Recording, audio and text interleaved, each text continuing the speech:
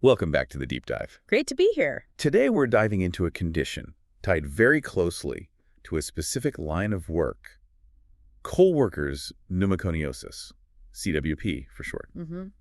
A significant occupational lung disease. Yeah, exactly. Okay, let's unpack this. We'll cover what it actually is, what causes it, how doctors spot it, and importantly, what can be done about it. Right. We're drawing on the latest revision notes, aiming for a clear picture. Think of it as the essential info you need on CWP. Absolutely.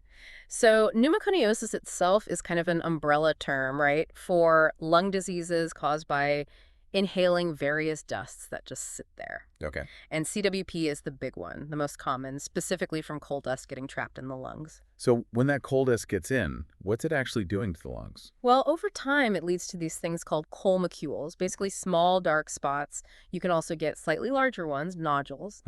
And this whole process, it triggers fibrosis, that's scarring, essentially, in the lung tissue. Scarring, right, which makes breathing harder, I assume. Exactly. It impairs lung function. And a key thing here is the time lag. It can take many, many years after you stop being exposed for CWP to actually show up. That's quite something. And it's officially recognized, isn't it? It is. CWP is a notifiable disease, meaning cases have to be reported, and it's also a prescribed industrial disease. Which means compensation might be possible. Precisely. Because it's directly linked to work exposure. And there are two main types we talk about. Okay. There's simple CWP, which is mostly those coal macules we mentioned. And then there's complicated CWP, which involves progressive massive fibrosis, or PMF, much more severe scarring. Got it. So cause-wise, it seems straightforward coal dust. But dig into that a bit. Sure. The root cause is prolonged inhalation of coal dust. Think coal mining, obviously, but also related jobs where dust is kicked up. Right. The mechanism is you breathe it in, the tiny particles settle deep down in your lungs, in the alveoli. They just accumulate. And the body tries to fight back. Yeah, your immune system reacts, causing inflammation. But because the dust doesn't go away, the inflammation becomes chronic. Long-term. And that's what eventually leads to the fibrosis, the scarring. So the amount of exposure matters hugely. Definitely. How long you were exposed and how much dust was in the air, the intensity, it's a direct relationship. More dust, more time, generally equals higher risk and potentially worse disease. Makes sense. So main risk is obviously working in those environments. Are there other factors that, nudge the risk up or down? Yeah, while the occupational exposure is paramount, other things contribute. We mentioned duration and intensity already. The actual properties of the dust, like particle size, can play a role. Smoking is a big one. It seems to worsen the lung damage from the dust. Okay. And if someone already has respiratory issues, they might be more susceptible. But yeah, the bottom line, coal miners, workers handling coal, processing it, they're the high-risk group. Okay, let's zoom right in. Pathophysiology. What's happening on that tiny cellular level inside the lungs? So, you breathe in the dust.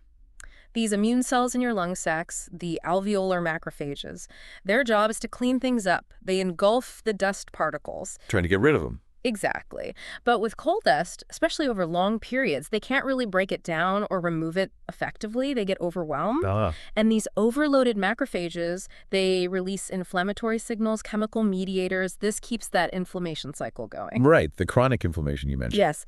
And you get this buildup of dust-laden macrophages in the lung tissue. This whole process, this chronic battle, is what drives the fibrosis, the scarring. And that forms the microfields and nodules. Precisely. Those are basically collections of these macrophages and scarred tissue. And that physical scarring is what stiffens the lungs and makes it harder to breathe, causing the symptoms. Okay. So if someone comes in, coughing, short of breath, history of mining, CWP is high on the list. Yeah. But what else needs to be considered? The differential diagnosis. Good point. You absolutely have to think about other things that look similar, especially other dust diseases.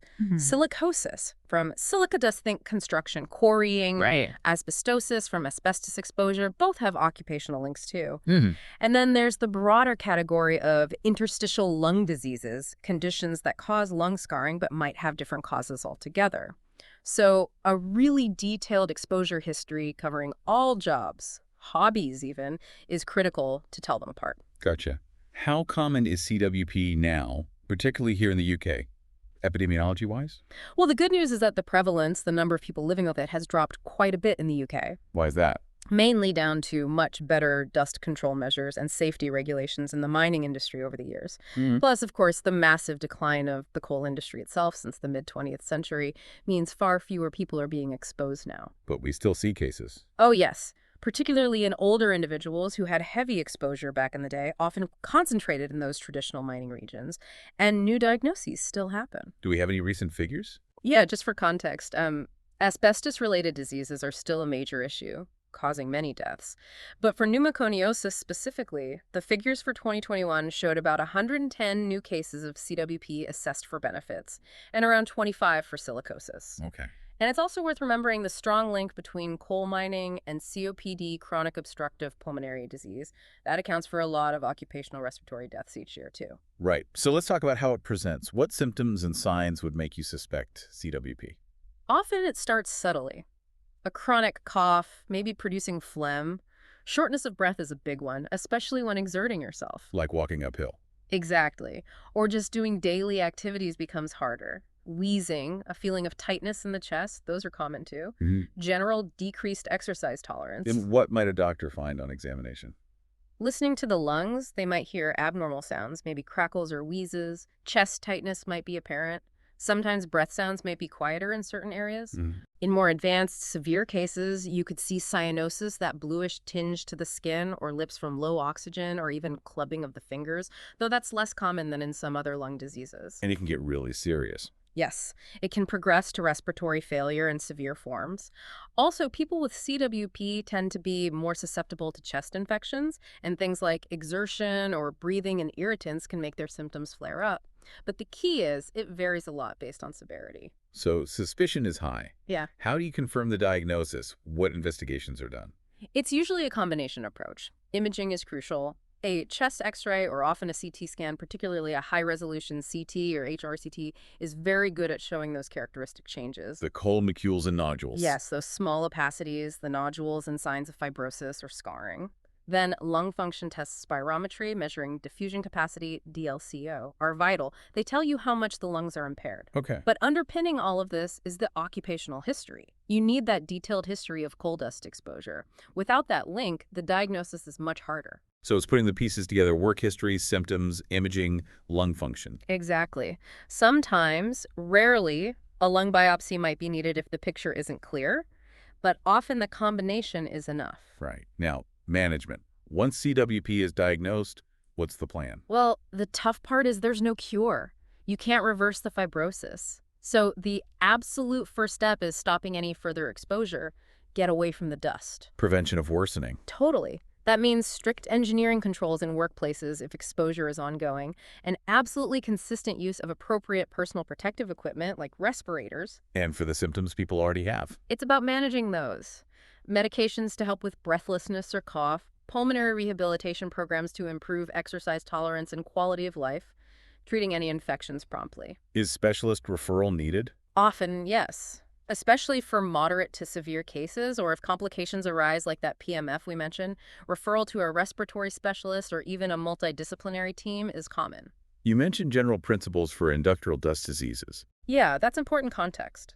For any suspected dust disease, you need a super thorough occupational history lifelong, including any dusty hobbies. Right.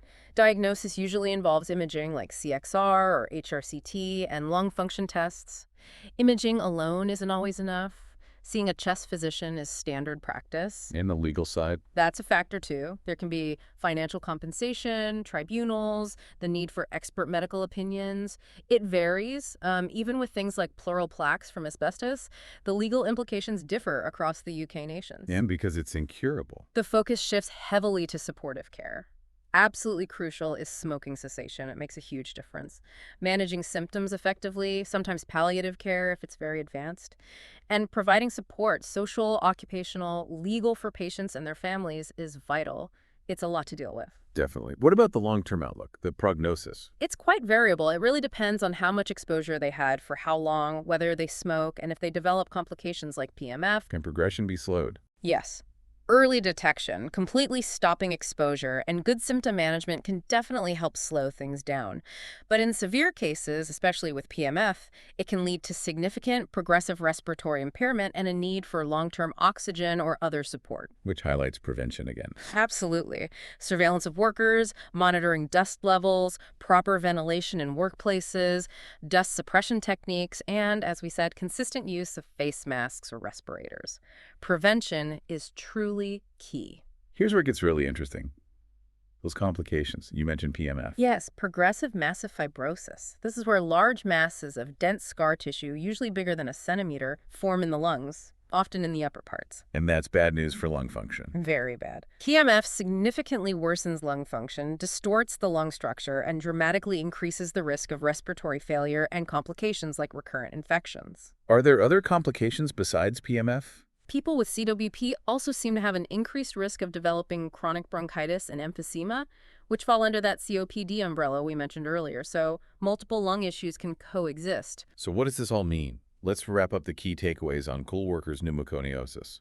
Okay, so CWP is a lung disease caused by inhaling coal dust over long periods. It leads to inflammation and irreversible scarring fibrosis in the lungs. And diagnosis hinges on that occupational exposure history, combined with characteristic imaging findings and lung function tests. Exactly. There's no cure, so management focuses on preventing any further dust exposure and treating the symptoms to maintain quality of life. Stopping smoking is critical. Early detection and those preventative measures in workplaces are paramount to try and slow down the disease progression. Definitely. It's a stark reminder, really, of how occupational exposures can have profound and lasting effects on respiratory health, sometimes appearing many years later. A really important topic. And for anyone wanting to dive deeper or revise this for exams, you can find more resources over at PathophysiologyBreakdown and freemsra.com. Good resources there. Thanks for joining us on The Deep Dive.